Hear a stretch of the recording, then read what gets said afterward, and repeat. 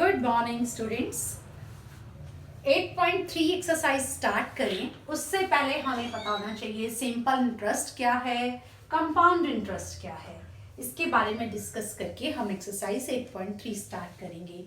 Simple interest, when the interest is paid to the lender regularly every year और half year on the same principal. Means ये कोई matter नहीं करता कि yearly है, जो रेगुलरली हमें उसको इंटरेस्ट पे करना है, चाहे वो हम एवरी ईयर के बाद करें या फिर हाफ ईयर के बाद करें, तो इससे कोई फर्क नहीं पड़ेगा। तो वो तो हो जाएगा उसी हिसाब से। प्रिंसिपल सेम होता है, मेन ये चीज ध्यान में रखनी है। सिंपल इंटरेस्ट में ऑन द सेम प्रिंसिपल, ये चीज मेन है, प्रिंसिपल सेम रहेगा। अब सिंपल इंटरेस्ट का फॉर्मूला क्या होता है? P into R into T by 100। अब P क्या है यहाँ पर P का मतलब है principle of money borrowed.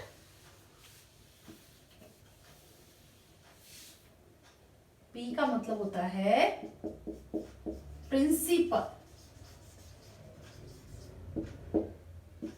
Of money borrowed, जो भी हमने बोरो किया मनी को। Then rate, R stand for rate of interest, किस रेट पर बोरो किया गया है। एंड टी, टी का मतलब होता है time period.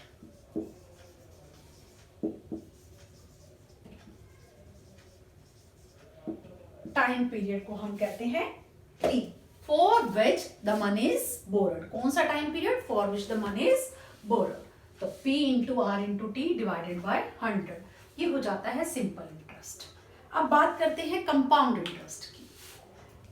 If the borrower and the lender, दोनों उधार देने वाला उधार लेने वाला एग्री कर जाएं, agree to fix a certain interval of time, year हो सकता है, हाफ ईयर हो सकता है, क्वार्टर ऑफ अ ईयर हो सकता है।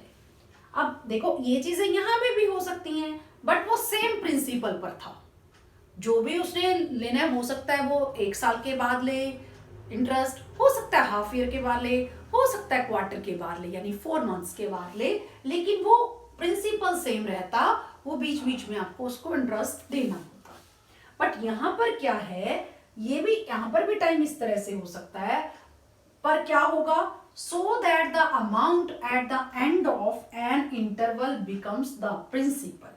अब जैसे ईयर टाइम है, एनुअली करना है, तो 1 साल के बाद जो इंटरेस्ट आ जाएगा वो हम प्रिंसिपल में ऐड करेंगे, फिर वो अमाउंट आ गया, वो अमाउंट नेक्स्ट ईयर के लिए वो प्रिंसिपल होगा। इसी तरह से अगर हाफ ईयर है तो हाफ ईयर के बाद जो इंटरेस्ट आ जाएगा प्रिंसिपल में ऐड होगा, जो अमाउंट आ जाएगा वो अगले 6 मंथ्स के लिए प्रिंसिपल होगा, सेम क्वार्टर के लिए होगा। मींस प्रिंसिपल यहाँ चेंज होता जाएगा जितना भी टाइम है उसके बाद। अगर वो एनुअली है तो 1 साल के बाद जो अमाउंट है वो प्रिंसिपल बन जाएगा, फिर अगर हाफ ईयरली है तो 6 मंथ्स के बाद जो अमाउंट है वो प्रिंसिपल बन जाएगा। After that, then the total interest over all the intervals. Suppose time है 2 years और हमने क्या दिया, हाफ ईयरली करना है, तो 4 टाइम्स आपका इंटरेस्ट लगेगा। तो सारे इंटरवल्स में जितना भी इंटरेस्ट आया वो टोटल कर लेंगे, और इस तरह से टोटल किया हुआ, कैलकुलेट किया हुआ जो इंटरेस्ट है वो होता है कंपाउंड इंटरेस्ट। और कंपाउंड इंटरेस्ट कैसे निकाला जाता है? Amount minus principal. Directly compound interest आप नहीं कैलकुलेट कर सकते, और अमाउंट को अगर हमें निकालना है तो उसका फॉर्मूला है P into 1 plus rate by 100 raise to power T। N भी मिलेगा आपको, ये T stands for time period, या N का मतलब भी टाइम पीरियड ही है, सेम ही है। P means principle of money borrowed and R means rate of interest and T for time period. इसको और ज्यादा अच्छे से क्लियर करना है, मैं एक एग्जांपल से आपको बताती हूँ। मान लीजिए आपने 100, यहीं से देखते हैं, सिंपल इंटरेस्ट और कंपाउंड इंटरेस्ट दोनों में आपको पता चल जाएगा क्या डिफरेंस है। फॉर्मूला से भी बताऊंगी, वैसे भी बताऊंगी कि किस तरह से अमाउंट प्रिंसिपल बन जाएगा, ताकि आपको एक चीज क्लियर हो जाए तो आपको सम्स करने में बिल्कुल भी प्रॉब्लम नहीं आएगी। फिर तो जस्ट कैलकुलेशन आनी चाहिए, कैलकुलेशन आती है तो आप सोल्व कर पाएंगे। देखिए सपोज 1000 रुपीज मैंने बोरो किए, रेट ऑफ इंटरेस्ट है 10% पर एनम, ठीक है, और 1 ईयर या 2 ईयर ले लीजिए, ज्यादा क्लियर हो जाएगा। 2 इयर्स बोरो किया। अब हमने ये बताना है कि अगर सिंपल इंटरेस्ट से बोरो किया है तो मुझे कितने पैसे उसको वापस करने पड़ेंगे 2 इयर्स के बाद।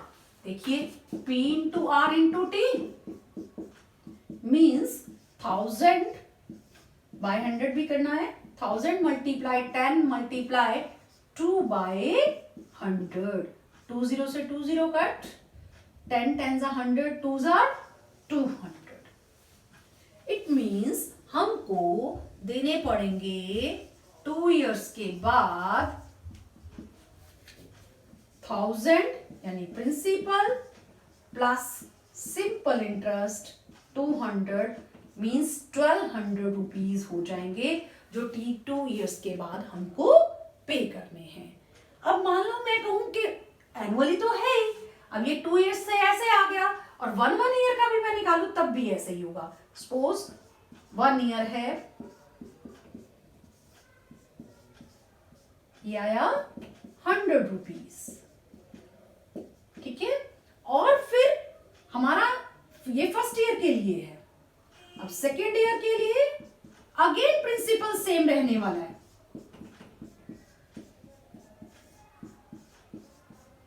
Again 100 rupees. तो 1000 हमारा प्रिंसिपल था, 100 फर्स्ट ईयर का, 100 सेकेंड ईयर का, और अमाउंट हो गया हमारा 1200 रुपीज। चाहे 2 इयर्स का इकट्ठा निकाल लिया हमने, चाहे अलग अलग करके निकाल लिया, सिंपल इंटरेस्ट से हमें अमाउंट पे करना पड़ेगा 1200 रुपीज। अब इसी को ही हम देखते हैं कैसे करते हैं कंपाउंड इंटरेस्ट का। अमाउंट कंपाउंडेड एनुअली है ये, ठीक है। बात कर रहे हैं कंपाउंड इंटरेस्ट की। Principal 1 plus rate by 100 raise to power t। p क्या है 1000, 1 plus 10 by 100 raise to power 2। अब ये कट जाएगा 1000। अब ये ध्यान रखिए, इसको भी सॉल्व करना नहीं आता कुछ बच्चों को, ये मैं बता देती हूं। 1 प्लस 1 बाय 10 मीन्स आपको एलसीएम लेना है। एलसीएम सेम ही रहेगा क्योंकि डिनोमिनेटर एक ही जगह, दूसरी जगह है ही 10 एंड 1 का, इट मीन्स यहाँ 1 ही है, 1 एंड 10 का 10 ही रहेगा, और 1 10 10 और यहाँ पर 11 बाय 10। इसको कई बार हम ऐसे भी कर लेते हैं क्योंकि डिनोमिनेटर होता नहीं, हमेशा यहाँ पर 1 ही रहता है, तो 10 1s are 10 एंड 1 11, 11 बाय 10। तो कंफ्यूज होने की जरूरत नहीं है। तो 11 बाय 10, 11 बाय 10, 20 से 20 cancel, 11 11s are 121 and 10s are 0 लग जाएगी। यानी अगर आप कंपाउंड इंटरेस्ट से बोरो करते हैं तो आपको पे करने पड़ेंगे 1210। देखिए 10 रुपीज एक्स्ट्रा हो गए। अब यहाँ पर मैं आपको बताना क्या चाह रही हूँ, अगर आपने फॉर्मूला से ही करना है तो कोई डिफरेंस आपको पता ही नहीं चला कि कैसे हुआ, ठीक है, इसका फॉर्मूला ये है, इसका फॉर्मूला ये है। बट मैं आपको ये कहना चाहती हूँ, अगर हम 1 ईयर का निकालते हैं तो देखिए अब इसी फॉर्मूला से ही होगा कंपाउंडेड। कैसे होगा देखिए, यहां हमने सिंपल इंटरेस्ट किया था 1 ईयर का,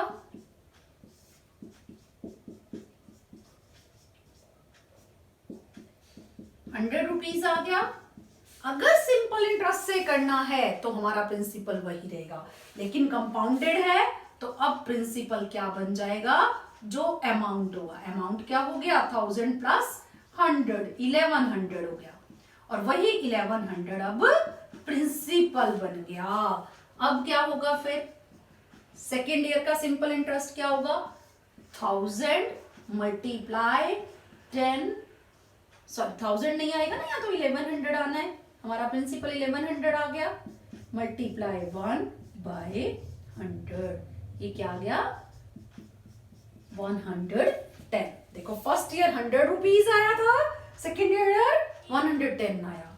इट मीन्स अब इन दोनों को ऐड करना है, 100 और 110, 210 आ गया, 210 1000 में ऐड कर देंगे तो अमाउंट टोटल वही आ जाएगा 1210। मेन चीज क्या पता चली, जो सिंपल इंटरेस्ट होता है वो हमेशा प्रिंसिपल पर ही इंटरेस्ट मिलेगा, लेकिन कंपाउंडेड में, कंपाउंड इंटरेस्ट में जो इंटरेस्ट होता है वो इंटरेस्ट पर भी होता है, यानी जो सिंपल इंटरेस्ट आया उस पर भी फिर से इंटरेस्ट लग रहा है और आगे फिर इंटरेस्ट लग रहा है। अब पहले क्या होता था, अब कहते थे किसान क्या हो गए, बहुत गरीब हो गए, बिल्कुल उनके पास खत्म हो गए पैसे, सारी जमीन भी बेच दी, उसके बावजूद भी ऐसा क्यों, इतनी बार वो इतनी मेहनत करते हैं फिर ऐसा क्यों हो जाता है। वहां पर क्या होता था, साहूकार होते थे पहले, तो वो उनकी जमीन पे जैसे कार्य करते थे किसान, तो क्या करते थे वो लोग, उनको बहुत ज्यादा बड़े रेट पर पैसे दे देते थे उधार। अब वो जो देते थे, जो उनसे लेते थे वो इंटरेस्ट पर इंटरेस्ट पर इंटरेस्ट लेते थे, तो वो बहुत बड़ा अमाउंट इंटरेस्ट का हो जाता था। यही रीजन था कि वो अपने क्रॉप्स को बेचकर भी अपना जो भी लोन लिया होता था उसको चुका नहीं पाते थे और ज्यादा गरीब हो जाते थे। तो कंपाउंडेड में यही होता है, इंटरेस्ट पर भी इंटरेस्ट लग जाता है। अब एक चीज और बताना चाह रही हूं मैं, अब इसमें तो कोई प्रॉब्लम है नहीं, जब सिंपल इंटरेस्ट पे होगा तो आपका टाइम एनुअली हो, हाफ ईयरली हो या क्वार्टरली हो तो डिफरेंस नहीं आएगा, उसमें तो फॉर्मूला है, आप फॉर्मूला के अकॉर्डिंग काम करेंगे। बट इसमें क्या करना है, प्रिंसिपल जो भी है रेट 10% पर एनम है सपोज, और हाफ ईयरली आपको इंटरेस्ट पे करना है, तो आपको क्या करना है, रेट बाय 2। क्यों करते हैं ऐसा, क्योंकि 1 ईयर में 2 हाफ ईयर्स होते हैं बेटा, 6 मंथ्स 6 मंथ्स 6 मंथ्स का हाफ ईयर, इसलिए r बाय 2 दैट इज 5%। 5% क्या आया, ये हाफ ईयरली। ऐसे ही मान लीजिए 1 ईयर है टाइम, तो मल्टीप्लाई 2 या बाय 2 या मल्टीप्लाई 2 हाफ ईयर्स। वैसे भी आप देखें 1 ईयर में कितने हाफ ईयर्स होते हैं, 2 हाफ ईयर्स होते हैं, क्योंकि 6 मंथ का 1 हाफ ईयर होता है। तो इस तरह हाफ ईयरली कर लेंगे। सपोज आपको क्वार्टरली कहा जाए तो क्या करना है, r बाय 4 इट मीन्स 10/4%, यानी 5/2% क्वार्टरली, और यहां 1 मल्टीप्लाई 4 क्वार्टर्स मीन्स 1 ईयर में मीन्स 4 क्वार्टर्स होते हैं, 3 मंथ्स का एक क्वार्टर हो जाएगा ना, 3 months 3 months 3 months 3 months quarter हो गए ना, ये हाफ का हाफ क्वार्टर होता है, 1/4 को ही तो क्वार्टर बोला जाता है ना। 12 मंथ्स है, 12 मंथ्स का 1/4 3 मंथ्स, 3 मंथ्स का एक क्वार्टर हो गया, मीन्स 4 क्वार्टर्स होते हैं। जब हाफ ईयरली होगा या क्वार्टरली होगा तो हम रेट एंड टाइम को इस तरह से कैलकुलेट करके उसको यूज करेंगे।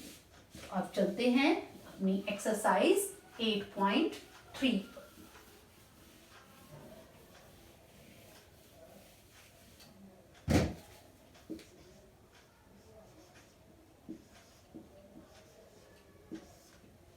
Exercise 8.3।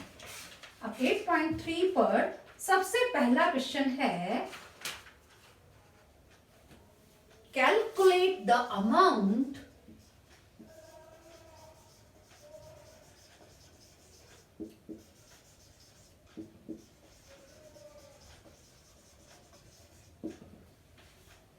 and compound interest.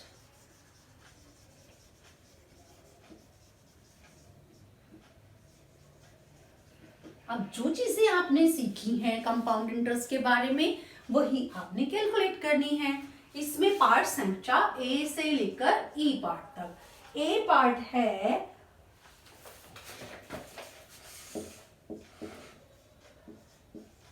10,800 rupees for 3 years at 12 and 1/2% per annum compounded annually करना है। It means principal 10,800, rate 12 and 1/2% per annum। Annually है तो इसको कोई चेंज नहीं करना, पर एनम है। टाइम है 3 years। आपको पता ही है डायरेक्टली कंपाउंड इंटरेस्ट नहीं निकाल सकते, अमाउंट निकालेंगे पहले। फॉर्मूला है P into 1 plus rate by 100 raise to power n और t। P means 10,800, 1 plus. अब देखो जब भी रेट है उसको आपने क्या करना है, मिक्स फ्रैक्शन को ठीक कर लेंगे, मीन्स इम्प्रॉपर फ्रैक्शन में कर लेंगे। 2 12 24 and 1 25, 25/2% पर एनम। अब R की जगह आपको क्या लिखना है, 25/2 बाय 100 मीन्स आपको 100 नीचे ही लेना है। ये खास ध्यान रखना है, यहां मिस्टेक नहीं करनी। 100 है ना डिनोमिनेटर और R हमारा 25/2 है। इट मीन्स आप नीचे ही मल्टीप्लाई 100 कर देंगे। Time is 3 years। It means ये 3 टाइम्स आपको मल्टीप्लाई करना है। 10,800 मल्टीप्लाई, पहले इसको सॉल्व कर लीजिए। 25 1s are 25 4s are। अब देखो ये क्या है, 1/8 हो गया। 1 प्लस 1/8 इट मीन्स ये 9/8 है। 8 1s are 8 and 1 9। या इसको एलसीएम लेकर भी वही बात है, 8 प्लस 1 हो जाएगा 9/8। इस 9/8 को आपने 3 टाइम्स मल्टीप्लाई करना है। अब इसको ये कैलकुलेट आपको करना ही आता है, आप अपने आप करेंगे। फिर कोई प्रॉब्लम आती है तो यहां से आप देख सकते हो, पॉज करके वीडियो आप अपने आप कैलकुलेट करो। 8 1s are 8 1s are। अब यहाँ क्या रिमाइंडर हुआ, 2 28 हो गया। 8 3s are 24, 4 40 हो गया। 8 5s are 40, 0 की 0। अब और काटो इसको, 2 4s are 2 6s are 12, 2 7s are 14, 2 5s are 10। अब आपको मल्टीप्लाई करना है इसको। अब कैसे मल्टीप्लाई करेंगे देखते हैं।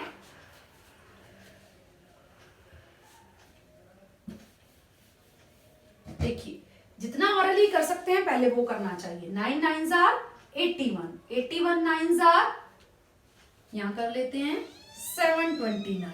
729 को आप 675 से मल्टीप्लाई कर लीजिए।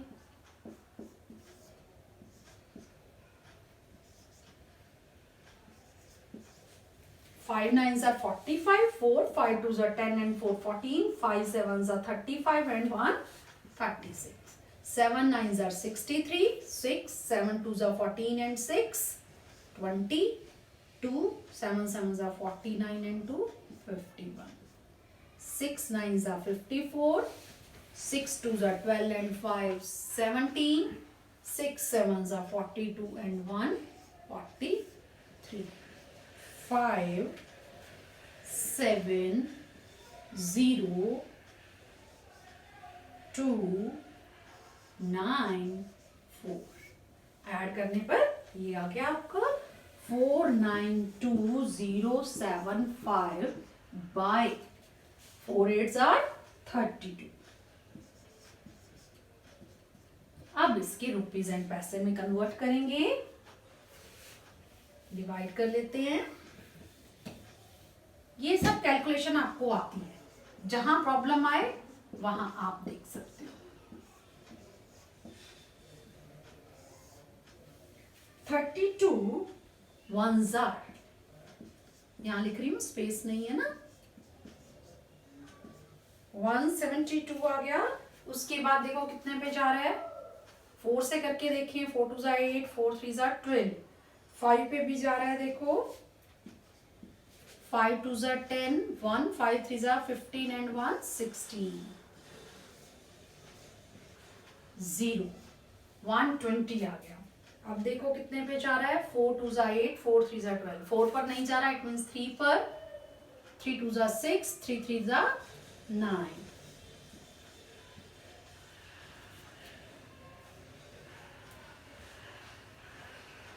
10 minus 6 is 4, 11 रह गया, 11 minus 9 is 2, now 247।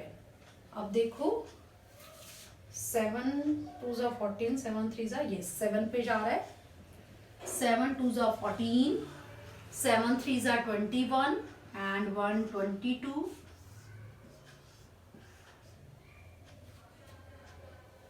now 5 again 7 पे जाएगा, 224। अब देखिए, अब आपको पॉइंट लगाना है। यहाँ पॉइंट के बाद जितनी मर्जी जीरो लगा सकते हो, यहाँ पॉइंट लगाकर अब देखो कितने पे जाता है, जीरो लेंगे तो 110 है। अब देखिए 3 पे जा रहा है, 3 2 6, 3 3 9, 14 अगेन 0। अब देखो 140 है, 4 पे देख लेते हैं,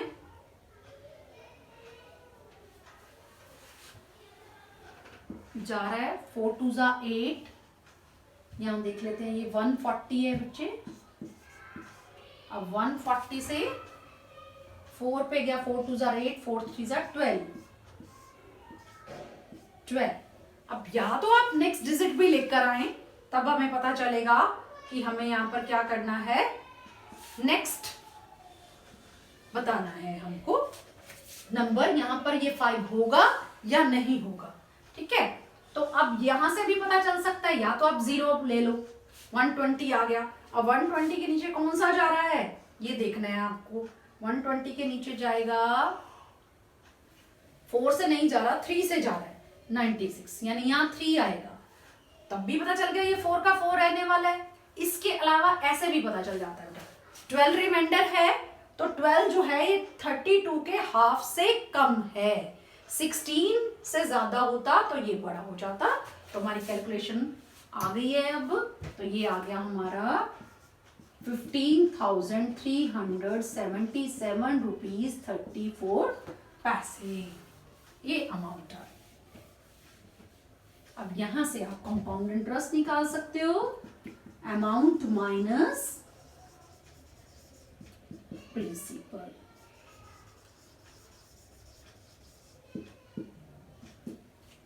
$15,377 34 पैसे हैं, 10,800। जिसको इस तरह से कैलकुलेशन में इजी लगता है ऐसे कर सकते हो, वरना मिस्टेक ना हो, आप राइट साइड या लेफ्ट साइड कहीं पे भी रफ वर्क करके कर लिया करो। 34 तो एज इट इज आ जाएगा, क्योंकि इसमें पैसा नहीं है, मीन्स 0.00 है। 7 minus 0 is 7, 7 minus 0 is 7, 13 minus 8 is 5, 4। अब हमारा ये आंसर आ गया। बताना था अमाउंट एंड कंपाउंड इंटरेस्ट, दोनों चीजें आ गई हैं। Answer amount is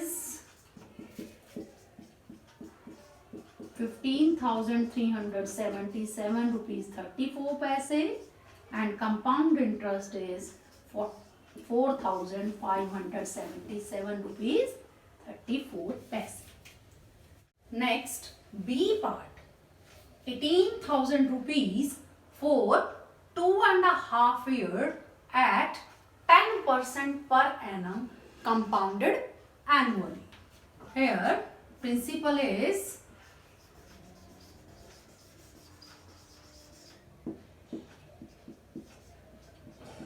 18,000 rupees. Rate 10% per annum time 2.5.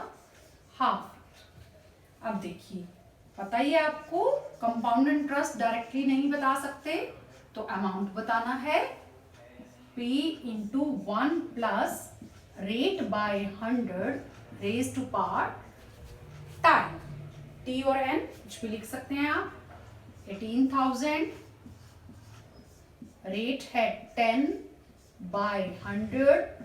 अब देखिए टाइम, अब यहां फ्रैक्शनल है टाइम, तो क्या कर सकते हैं, अगर हम इसको इम्प्रॉपर फ्रैक्शन में चेंज करें तो भी यहां नहीं कर पाएंगे, तो हम क्या करते हैं, जो होल नंबर है उसको यहां ले लेते हैं. दो तरह से बताऊंगी आपको ये सब. अब ये 2 इयर्स का तो आ जाएगा, या तो आप 2 इयर्स का अमाउंट निकाल लीजिए, फिर हाफ ईयर का सिंपल इंटरेस्ट से आप बता सकते हो 2.5 ईयर हो जाएगा, या फिर यहीं पर ही हो सकता है ये सेम लिख के 1 प्लस रेट बाय 100 तो है ही, और 1/2 और ले लेंगे, क्योंकि ये तो 2 इयर्स का है, हाफ ईयर का इस तरह से निकल आएगा. तो यहाँ 0 से 0 कट, और यहाँ भी 0 से 0 कट. तो 18,000 मल्टीप्लाई 11/10 इंटू 11/10 मल्टीप्लाई. अब यहाँ देखिए, ये तो कैसे हुआ, 10 1 प्लस 1 11/10, और 2 टाइम्स आपको लिखना था. ये है 1 1 1 10 2 20, तो 1 प्लस 1/20 आ गया. It means 21/20. 0 से 0 कैंसिल, सेकेंड 0 एंड थर्ड 0 से थर्ड 0 कैंसिल. 2 1 2, 2 9 18. अब इसको मल्टीप्लाई कर लेंगे. 11 11 आपको पता ही है 121. 121 को आप 21 से मल्टीप्लाई कीजिए.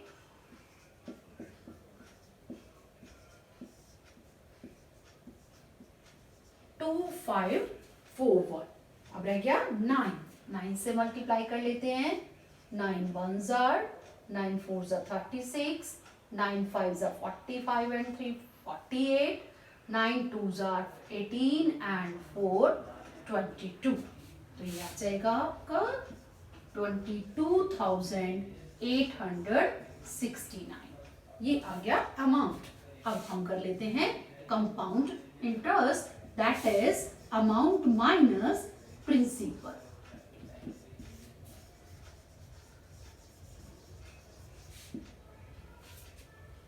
$22,869 minus 18,000. 9 6 8 जीरोस है ना. अब 2 में से 8 नहीं जा सकता. 12 minus 8 4, 1 रह गया. 1 minus 1 is 0. So compound interest is 4,869. तो आंसर इज अमाउंट है 22,869 और कंपाउंड इंटरेस्ट है 4,869. ये आपका रिक्वायर्ड आंसर है. एक तो ये मेथड है. इसी के साथ ही आप सेकेंड मेथड में क्या कर सकते हो, 2 इयर्स का निकाल लीजिए. अगर आपको यहाँ डिफिकल्ट लग रहा है तो हाफ ईयर का आप बाद में सिंपल इंटरेस्ट से भी बता सकते हैं. तो देखिए कैसे करना है. सेम ऐसे ही लेंगे. यहां पर सिर्फ क्या कर देंगे हम, टाइम इज 2 ईयर. अब ये इस तरह से आ जाएगा.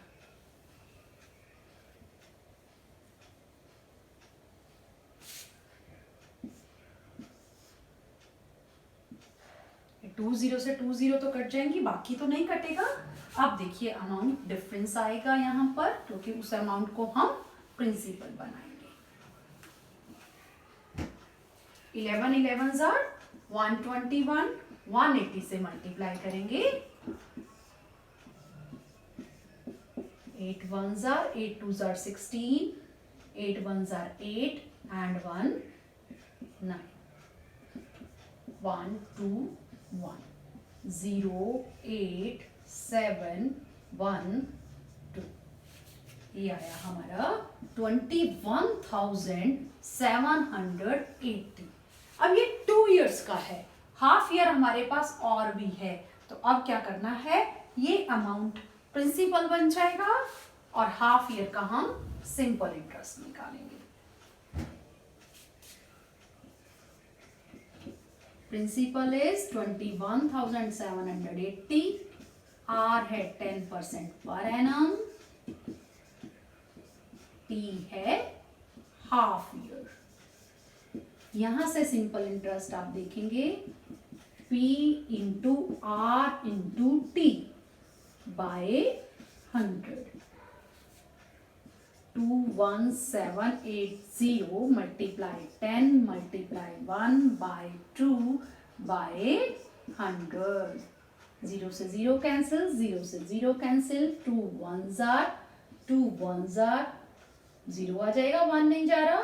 2 8s are 16, 2 9s are, that is 1089. ये सिंपल इंटरेस्ट आया. अब ये अमाउंट में ये भी ऐड करेंगे तो हमारा टोटल अमाउंट आ जाएगा. Total amount is 21,780 plus 1,089. 9 8 and 8 16, 7 and 0 7 and 1 8, 1 and 1 2 and 2. ये वही अमाउंट आ गया है 22,869. फिर आप यहीं से कंपाउंड इंटरेस्ट निकाल सकते हो. सेम आ जाएगा ये तो, क्योंकि अमाउंट सेम आ ही गया है. Amount minus principal 22,869 minus 18,000, that is 4,869. यही आंसर है हमारा. Answer is amount is 22,869 and compound interest is 4,869. आप दोनों मेथड से भी कर सकते हैं, जो भी आपको इजी लगे. मीन्स जो हम कंपाउंड इंटरेस्ट में नेक्स्ट जो हमारा अमाउंट आएगा उसको प्रिंसिपल बनाना जरूरी है, अगर आप उसको नेक्स्ट इंटरवल के लिए ले जाते हो. वरना आप सीधा ही कर सकते हो, फ्रैक्शनल को साथ के साथ भी आप कैलकुलेट करके बता सकते हैं. तो ये था हमारा बी पार्ट. इस तरह से कर सकते हैं. फिर भी कहीं प्रॉब्लम आए तो आप कमेंट करके पूछ सकते हैं. Thank you.